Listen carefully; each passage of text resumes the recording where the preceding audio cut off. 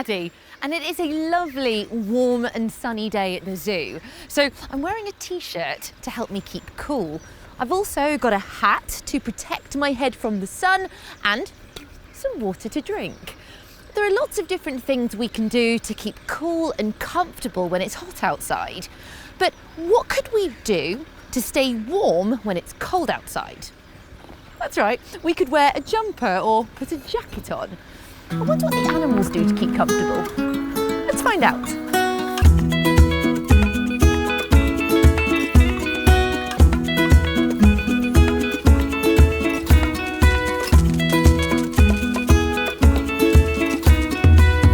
Just look at all of the beautiful butterflies inside the butterfly house. Inside the butterfly house, the temperature is hotter than outside because the butterflies like to be warm. These yaks like being outside, especially when it's cold, because they have lots of fur to keep them warm. And when it's hot outside, like today, these deer like to sit in muddy water to keep cool and comfortable. Our bodies are brilliant, and just like the animals, they work better when we feel comfortable. But how do different animals feel comfortable, and how important is it in keeping us fit and healthy? How do we stay comfortable? Let's find out.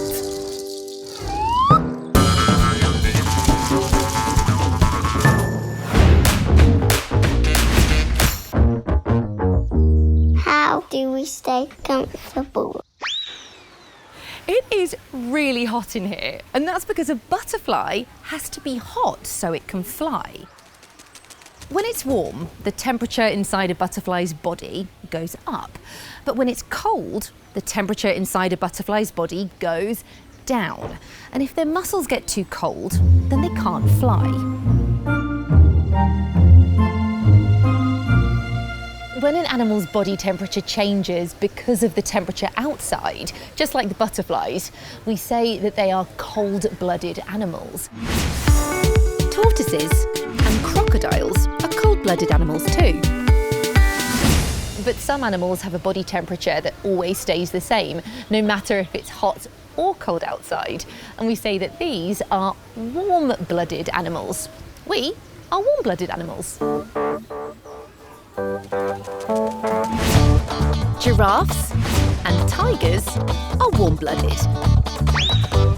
Warm and cold-blooded animals have bodies that control their temperature in different ways. But they all do things to feel comfortable. I'm on my way to see another amazing animal. It's black and white, but it's not a zebra. It loves to swim, but it's not a fish. And it has lots of feathers, but it can't fly. Can you guess what it is?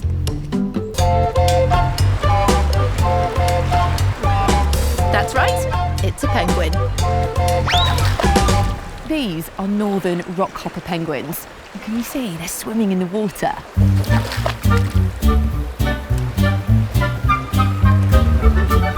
Penguins are warm-blooded, like us, which means the temperature inside their body stays about the same. The temperature inside our bodies is 37 degrees. The temperature inside a penguin's body is 38 degrees, just 1 degree hotter. But that water they're swimming in is really, really cold. So the penguins have something on the outside of their body that helps them keep warm. What do you think that is? That's right, lots and lots of feathers. The penguins have feathers that lie on top of each other like this. They're overlapping. And these overlapping feathers trap warm air inside, which helps to keep them warm. It's a little bit like us putting on layers, like a coat, to help keep us warm. Excuse me. Thank you very much. Besides their feathers, penguins have something else that keeps them warm. They've got a really thick skin, and underneath that thick skin is a layer of fat called blubber. Blubber works a bit like a wetsuit that we might wear in the water when we want to keep nice and warm. So their feathers, the thick skin and the blubber all mean that the penguins can swim in cold water for a really long time. Look over here. are a different type of penguin.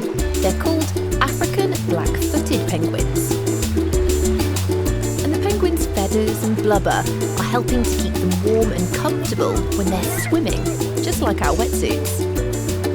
So we can see how the penguins' bodies stay warm even when they're in really cold water. I'm going to use one of my special cameras. This is a thermal imaging camera, and it shows us how hot and cold things are. When something's hot, it looks red or orange. When something's cold, it will look blue or purple. Right, let's point this at the penguins in the water and see what happens. Look, can you see the water on my thermal imaging camera is purple? That means the water is cold. But if we look at the penguins, we can see their heads and bodies are orange. And that means they're still warm, even though the water is really cold. Penguins are warm-blooded like us. And that means the temperature inside their bodies stays the same, even when it's cold outside.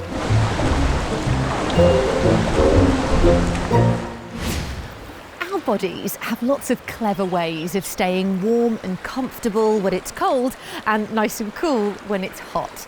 But to find out how our bodies stay at the right temperature, I think we need to take a closer look. Our skin has lots and lots of tiny sensors that can tell if our body is hot or cold. The sensors send signals to a special part of the brain called the hypothalamus. When the sensors tell the hypothalamus we're cold, the brain sends signals to muscles in our body to tighten and loosen really fast. When muscles move fast, they make heat, so we feel a bit warmer. We call this shivering. When we get too hot, the hypothalamus sends signals to the sweat glands in our skin. And sweat comes out of tiny holes in our skin called pores. When the sweat leaves our body, it takes the heat away too, cooling us down. Isn't that amazing? So if we're cold, we can shiver to warm up. And if we're hot, we can sweat. Sweating's a really clever way that our body can get rid of extra heat to keep us at the right temperature. When we sweat, we lose water from our body, so it's important that we drink water to replace it. Different animals have different ways of keeping cool when they're feeling hot. Lions pant, which lets cool air into their bodies. And a snake will move into the shade, away from the hot sun. You see those two lumps there and there? Those are hippos. Hippos love to wallow. On a warm day, hippos might spend up to 16 hours wallowing in water. Imagine being in the bath for 16 hours. This one just here has got out now, and the air around the hippo's body is nice and warm, so that will start to dry off the water on its skin. It turns into water vapour and it rises away from the hippo's body. It will take some of the heat from the hippo's body away with it, and this will cool down what was a hot hippo. It's just like when we sweat. Hippos have a clever way of protecting their skin from the sun. Hippos have special glands all over their bodies, and they give out a red, oily, sticky fluid. That fluid covers their bodies and it helps to soak up the sun's rays, protecting the hippo's skin. It's a bit like us wearing sunscreen. Isn't that clever?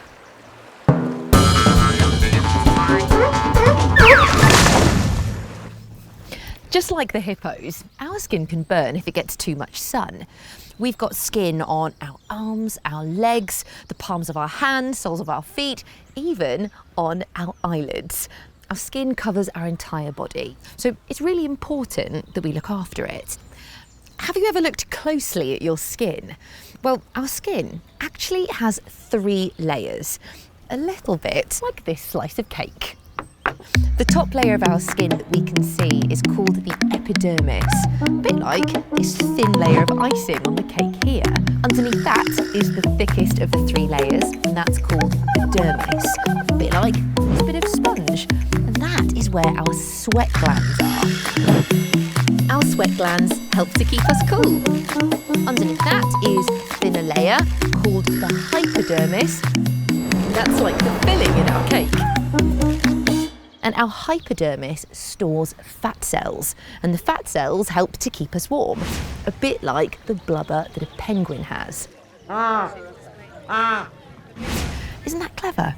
So when it's hot and sunny, we can keep our skin safe by covering up and wearing sunscreen, like a hippo. Can you remember which animal is cold-blooded? Is it a hippo, a penguin, a butterfly, or is it a yak? That's right, it's a butterfly. Which animal has thick skin, blubber, and feathers to keep itself warm? I'll give you a clue. They're black and white. Well done, it's a penguin. Which animal has special glands that cover their body with an oily fluid? It's a hippo. And a hippo can wallow up to 16 hours every day.